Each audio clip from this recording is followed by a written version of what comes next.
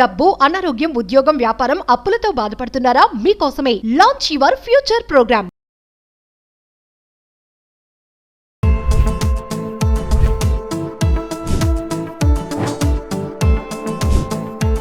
Hi viewers, India's largest digital media network Suman టీవీకి స్వాగతం. ప్రస్తుతం మనతో ఏఐ ఎక్స్పర్ట్ బాలాజీ గారు ఉన్నారు. సో ఏఐ వల్ల ఏమైనా ప్రాబ్లమ్స్ ఉన్నాయా? ఇప్పుడైతే చాలా డౌట్స్ ఉన్నాయి ఇమేజెస్ గురించి బాలాజీ గారు. సో అంటే ఇంకో పర్సన్ మన ఇమేజెస్ తో ఏమన్నా మనకి ప్రాబ్లం క్రియేట్ చేయొచ్చా? ఆల్రెడీ చాలా ఈ మధ్యకాలంలో చూస్తూ ఉన్నాం, లైక్ మచ్చల గురించి కానీ, లేకపోతే డ్రెస్సింగ్ గురించి కానీ, ఫొటోస్. సో అలా ఎలాంటి ప్రాబ్లమ్స్ వస్తాయి? దాని వల్ల అవి రాకుండా చేయనీకైతే నాకు తెలిసి ఏమో ఉందో లేదో తెలియదు కానీ, బట్ ఒక అవేర్నెస్ కోసం అడుగుతున్నాను. యాక్చువల్ గా మనకి ప్రీవియస్ గా ట్రెండింగ్ అవుతుంది.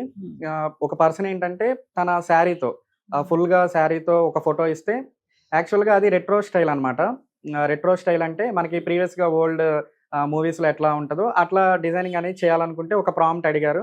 తను ఏంటంటే ప్రాంప్ట్ ఇచ్చారు. ఇచ్చిన తర్వాత ఏంటంటే స్లీవ్లెస్ డ్రెస్ వచ్చింది. డ్రెస్ చేతి మీద, హ్యాండ్ మీద మోల్ అనేది ఉంది. ఇప్పుడు ఎందుకు మనకి ప్రీవియస్ గా ఇచ్చిన ఇమేజ్ లో అయితే మోల్ లేదు, కాకపోతే ఇమేజ్ ఏ ద్వారా జనరేషన్ చేసిన ఇమేజ్ కి అయితే ఆ మోల్ అనేది యాడ్ అయింది. అది ఎట్లా యాడ్ అవుతుందంటే, ఇప్పుడు ఆ పర్సన్ ఏం చేస్తారంటే ఇన్స్టాగ్రామ్ లో కానీ, లేకపోతే యూట్యూబ్ లో కానీ, లేకపోతే వేరే సోషల్ మీడియా ప్లాట్ఫామ్స్ లో తను మోల్ ఉన్న ఫోటో ఎక్కడో ఇచ్చుంటారు. ఇంకోటి ఏంటంటే మనకి గూగుల్ వాళ్ళది డ్రైవ్ ఉంటుంది, గూగుల్ మై డ్రైవ్ అని ఉంటుంది.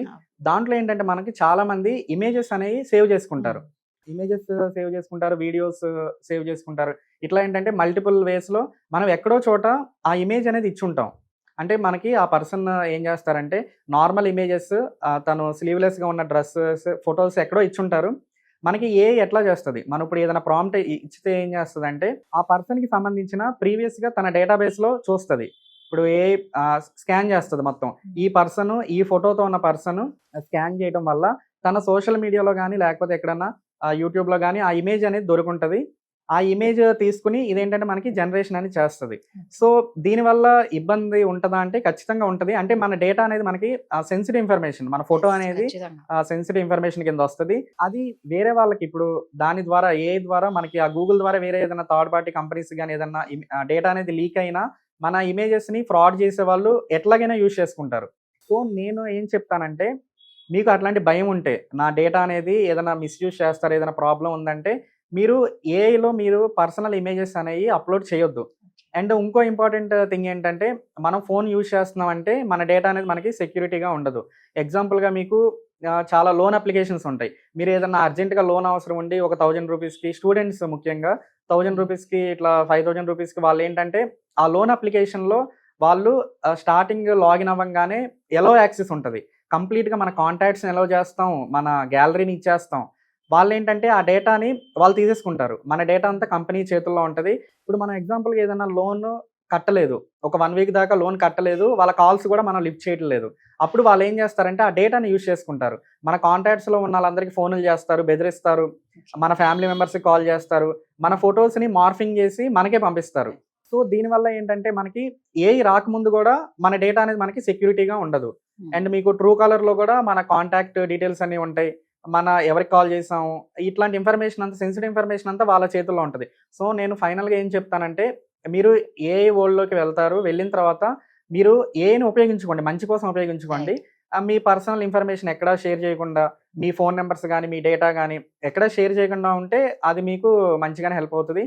కానీ ఓవరాల్గా ఏంటంటే మన డేటా అనేది మన చేతుల్లో ఉండదు. మనం ఫోన్ వాడుతున్నామంటే మన డేటా మన చేతుల్లో ఉండదు.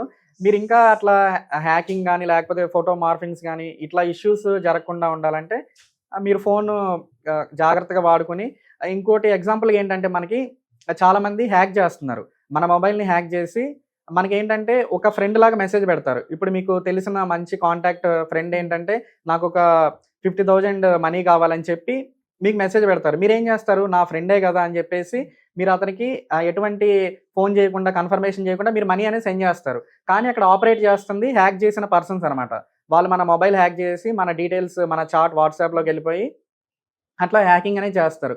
సో నేను దీనికి ఏం చెప్తానంటే, ఎవరన్నా మీకు మనీ అడిగినా, లేకపోతే ఏదన్నా మనీ కాకుండా ఏదైనా నీడ్ ఉన్నా సరే, ఎక్కడికైనా రామన్నా సరే, మీరు ఏం చేస్తారంటే ఆ పర్సన్ కనుక్కోండి ఫస్ట్. ఎంత ఇంపార్టెంట్ ఫ్రెండ్ అయినా మీరు అతనికి కాల్ చేసి 1 minute కాల్ మాట్లాడి మీరైనా కాదని కన్ఫర్మ్ చేసుకుంటే మీరు సేఫ్ సైడ్లో ఉంటారు. అండ్ ఇంకో ఇంపార్టెంట్ థింగ్ ఏంటంటే, మీరు లింక్స్ అని క్లిక్ చేయకూడదు. మీకు అన్వాంటెడ్ లింక్స్ వస్తాయి. ఎవరో తెలియని పర్సన్స్ మీకు ఏంటంటే ఇప్పుడు ఫ్లిప్కార్ట్ బిగ్ బిలియన్స్ డే అని జరుగుతుంది. Yes. ఇందులో ఏంటంటే మనకి ఆ లింక్స్ అనేవి జనరేషన్ అవుతున్నాయి. మనకి ఒక లింక్ పంపిస్తారు, దాని మీద క్లిక్ చేసి మీరు ఫ్రీగా ఆర్డర్ అనేది పెట్టుకోవచ్చు అని చెప్తారు. కానీ అక్కడ మనకి ఏంటంటే ఆ లింక్ క్లిక్ చేయడం ద్వారా మనకి ఏంటంటే మన ఫోన్లో ఏపీకే ఫైల్ ఒకటి ఇన్స్టాల్ అవుతుంది. అది మాల్వేర్, దాంట్లో వైరస్ ఉంటుంది. ఆ ఫైల్ అనేది డైరెక్ట్గా మన ఫోన్లో ఇన్స్టాల్ అవ్వడం వల్ల మనకి తెలియకుండా మన ఫోన్ యాక్సెస్ అంతా ఆ హ్యాకర్స్ చేతిలోకి వెళ్ళిపోతుంది. సో ఈ విధంగా వాళ్ళు ఏంటంటే మన ఫ్రెండ్స్ లాగా లేకపోతే టెలిగ్రామ్స్లో ఇట్లా లింక్స్ పంపిస్తారు. ఆ లింక్స్ క్లిక్ చేయడం వల్ల మనకి మన బ్యాంక్ ఓటీపీస్ మనకంటే ముందర వాళ్ళకి షేర్ అయిపోతాయి. వాళ్ళు కూడా మన ఫోన్లో ఓటీపీస్ వచ్చినాయి అని చూసేస్తారు, వాళ్ళే క్లిక్ చేసేస్తారు, బ్యాంక్ అకౌంట్ హ్యాక్ చేస్తారు. అండ్ ఏంటంటే మన మనీ అనేది వాళ్ళు తీసేసుకుంటారు. సో ఈ విధంగా ఏంటంటే ఫ్రాడ్స్కి గురవ్వకుండా అండ్ ఏఐని మంచి కోసమే యూజ్ చేసుకోండి. ఇట్లా యూజ్ చేసుకుంటే మీరు ఏఐతో మనీ సంపాదిస్తారు అండ్ ఏఐతో సెక్యూర్గా ఉంటారు. ప్రతి దాంట్లో ఒక మంచి చెడు అనేది ఖచ్చితంగా ఉంటుంది. దాన్ని మనం తీసుకునే విధానంలో ఉంటుంది. నిజంగా మీరు అన్నట్టు ఎవరైనా మెసేజ్ చేస్తే మాత్రం ఖచ్చితంగా రియాక్ట్ అయ్యి ఒక కాల్ చేయండి. ఇప్పుడు కాల్స్ కూడా భయంకరంగానే ఉంది బాలాజీ గారు. వాయిస్ ని ఇమిటేట్ చేస్తూ లైక్ వాళ్ళ వాయిస్ లాగే కూడా చెప్తూ మోసపోయిన వాళ్ళు కూడా చాలా మంది ఉన్నారు. కరెక్ట్ అండి. ఇప్పుడు మీరు చెప్తున్నట్టు కాల్స్ కూడా విపరీతంగా కాల్స్ వస్తున్నాయి. అంటే మనకి లోన్స్ కావాలా, క్రెడిట్ Yes. కార్డ్స్ కావాలా, ఇట్లా ఏంటంటే నేను చెప్తాను, మీరు బయటికి వెళ్తారు, ఏదన్నా షాపింగ్ మాల్కి వెళ్తారు, షాపింగ్ మాల్కి లేదా పెట్రోల్ బంక్కి వెళ్తారు. అక్కడ ఏంటంటే ఎవరో ఒకళ్ళ పర్సన్ ఏంటంటే ఒక పేపర్ ఇస్తారు. ఆ పేపర్ Yes. మీద మీ నేమ్, ఫోన్ నెంబర్, మీ అడ్రస్ రాయమంటారు, మీకు ఒక గిఫ్ట్ వస్తుందని చెప్తారు, మీరు లక్కీ డ్రాలో తగులుతాయి. అక్కడ ఏంటంటే మన సెన్సిటివ్ ఇన్ఫర్మేషన్ మన నేమ్ కాదు, మన ఏజ్ కాదు, మన ఊరు కాదు, ఫోన్ నెంబర్ అనేది సెన్సిటివ్. వాళ్ళు ఏం చేస్తారంటే ఆ డేటాను అంతా వేరే కంపెనీస్కి అమ్ముకుంటారు. కొన్ని కంపెనీస్ ఉంటాయి, ఆ కంపెనీస్ ఏం చేస్తాయి అంటే ఇట్లా మొబైల్ నెంబర్స్ని, ఒక మొబైల్ నెంబర్ 10 రూపీస్కి 5 రూపీస్కి తీసుకుంటాయి. వీళ్ళు ఏం చేస్తారంటే కొంత స్టాఫ్ని అపాయింట్ చేసుకుని ఆ ఫేక్ కంపెనీస్ లాగా పెట్టుకుని వాళ్ళు ఏంటంటే ఇట్లా డేటా కలెక్ట్ చేస్తారు. మన ఫోన్ నెంబర్ అనేది చాలా ఇంపార్టెంట్. ఆ ఫోన్ నెంబర్ అనేది ఎవరికి పడితే వాళ్ళకి షేర్ చేయకూడదు. ముఖ్యంగా ఇట్లా షాపింగ్ మాల్స్ అండ్ పెట్రోల్ బంక్స్లో మనం ఏంటంటే ఎక్కడ పడితే అక్కడ నెంబర్ ఇవ్వకూడదు. ఇంకోటి ఏంటంటే ఈ ట్రూ కాలర్స్ ఇట్లాంటి యాప్స్ ఉంటాయి కదా, ఇవి కూడా వాడకుండా ఉంటేనే మంచిది. ఎందుకంటే మన డేటా అంతా తీసేసుకుంటున్నారు, వాళ్ళకి కూడా మన ఫోన్ నెంబర్ కంప్లీట్ ఇన్ఫర్మేషన్ వెళ్ళిపోతుంది.